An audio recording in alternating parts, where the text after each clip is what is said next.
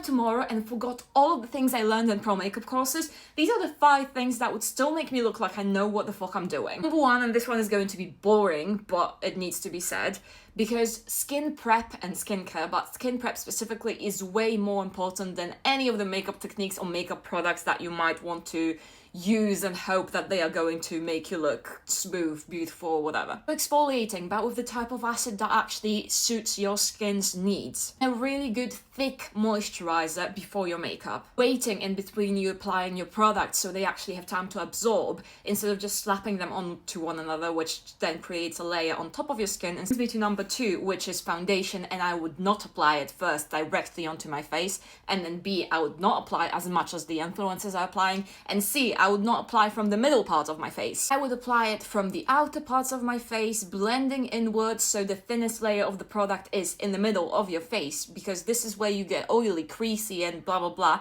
So you don't want your makeup to sit on top of your skin, you want it melted. And again, the way you melt it into the skin is you use tapping motions, not swiping like a lot of people are doing. We are not on fucking Tinder, we're not swiping.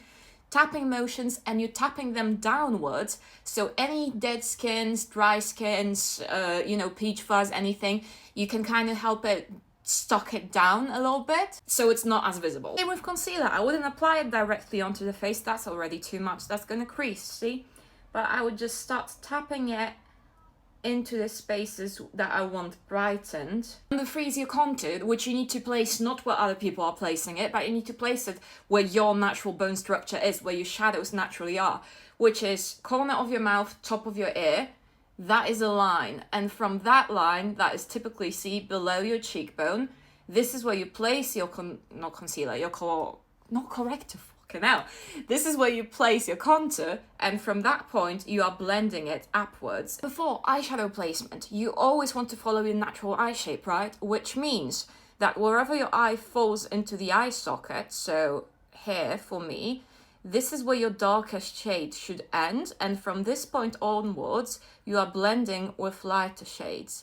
The darker shade in the outer V, oh, that is pigmented. Whoops. Pretty much keep it in the outer V, and it stops where your eye falls into the eye sockets. 5, your eyebrows. Just always remember that your front of the brow should earn when you rest, I don't know, a pen, anything, on like the bone in your nose.